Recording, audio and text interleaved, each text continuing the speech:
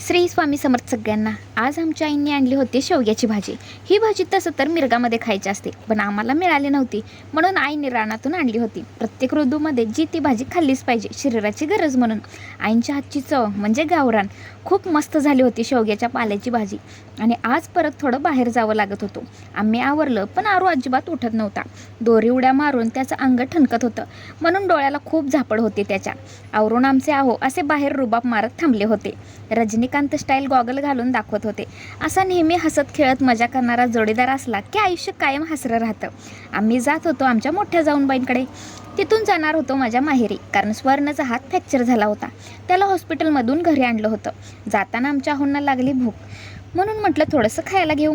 सारखं फिरणं होत असतं, याचं कारण काहीतरी काम निघतंच. आम्ही आलो होतो मिरजात जाऊबाईंकडे, आणि मध्यंतरी आम्ही धारवाडला गेलो होतो. तिथलेही पाहुणे योगायोगाने आज तिथं आले होते.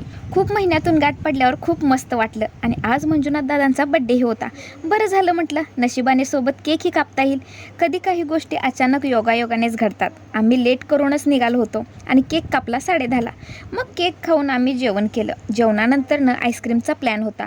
असं सगळ्या माणसात बसलं की भारी वाटतं.